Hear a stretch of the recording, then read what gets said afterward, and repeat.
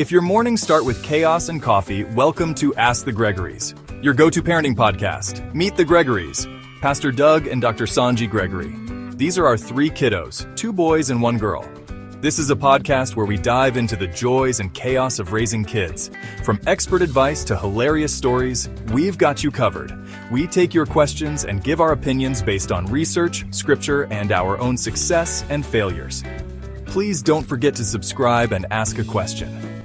Let's join the next episode of Ask the Gregorys, the podcast, where we tackled the difficult questions together.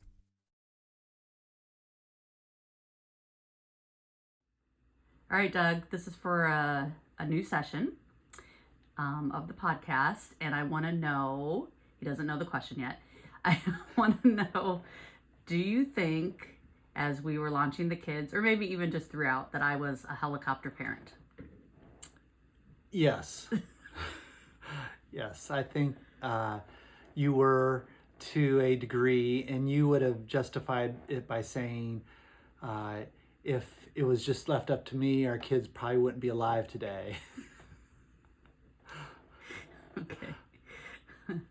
And so what do you think I should have done differently? I think, first of all, you did a wonderful job raising our kids. I think that the challenges of, am I involved or too much in my kids' lives or not? I think there was a balance, but I think it's, I don't know. It can be, I guess, a touchy thing for us, but as far as like a helicopter mom or a tiger mom, is that what they call them too? Yeah. I think kids, as they get older, they need their parents, and they needed you, but it's like knowing when to back away, I think, is kind of for every family it's different. So I think, in my opinion, I think that maybe you did a little bit too much, but in some other families maybe it wasn't enough. Okay, now I get to tell my side of the story. And my side of the story is that I was a helicopter parent, and I'm proud of it. And I know there's a lot of you guys out there too that are helicopter parents, and that's okay. The reason it's okay is because we're really trying to be hands-on, and we want to be involved in our kids' lives. And so this is good. And I don't really think you can go wrong by loving your kids and being involved. Now, we make mistakes, and we can make some things harder for them. So I just want to give you a couple pieces of advice. The first one is the best advice that I ever received from a friend of mine. And this is when I was actually launching my kids. I wish I would have started this when they were little, but the advice was, when your kids come to you and they ask your opinion about something, do you ask them if they've sought the Lord first? And I thought, no, I don't think I've ever done that. I don't think I've ever said, have you sought the Lord first and asked God's opinion before you came to me?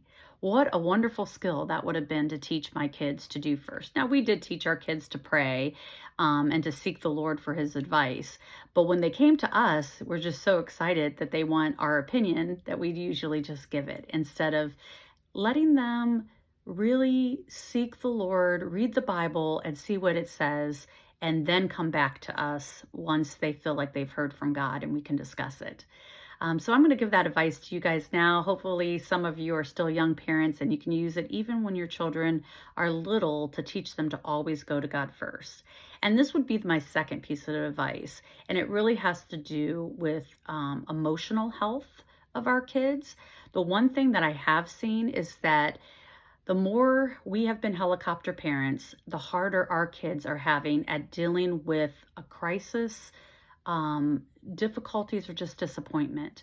They just don't seem to have the emotional resolve to kind of pick themselves up and keep going.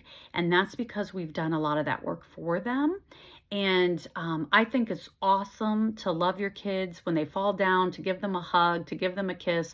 But I think what we could add to it is say, okay, now I want you to know that you have the ability within you to cope with the situation, that you can handle this, that with God's help, you can do this, and then kind of remove ourselves from it and let them struggle a little bit. Let them work through it when they're young on how to calm themselves down, and how to develop those skills within themselves and not just rely on us.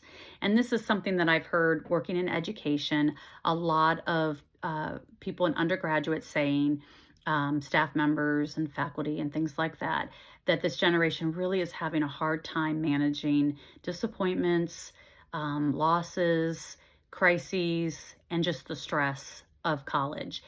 They don't seem to have that emotional strength. And maybe part of it is because they have relied on us so much. So how can we help them do this? Teach them the skills that they need to be able to handle a situation, and then let them do it. Remind them of what they need to do and let them go ahead and do those things. So my one daughter, she at times would lose her temper, and we would teach her to go to her room and calm herself down until she was able to come out. And so there was no timeout that was at like a certain length of time. Now, this was when she was older. But it was just go to your room and you work through the emotions that you're feeling right now. And when you feel that you can come back down and be respectful to the other people around you, then you can just come out of your room and do that. And it worked really well. If she started to lose her temper, we would just say, go cool off in your room. She would then come out and she would be a whole new person, and we could go on with the day. So teaching them to kind of work through and struggle through those emotional difficulties along the way, I think is super important, not always to bail them out of that. That also means when there's consequences at school or other things that have happened, that we want to make them face those consequences. For my kids, when they got a traffic ticket, when they started driving, I did not let them pay for the ticket and just send it in. I made them go to court. That is an option. Yes, it's more expensive, but I thought it was good for them to actually face the judge and, hear that speeding can harm other people and it can harm you too.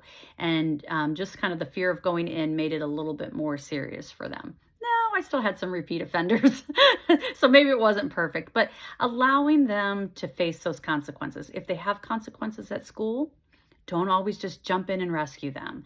Have them work through those consequences with the teacher, with the principal, with others, rather than, finding a way for them to get out of those consequences. So those would be my main pieces of advice. The other is just as you're launching your children, they're all developmentally different. Don't feel like you have to treat them all the same. They're not the same. And there are times that we are going to have to give a little bit more help to some of our children over others who are able to handle the responsibility. So I just tell my kids, it's not going to be fair. I made decisions based on we made decisions based on what was best for our kids individually. So yeah.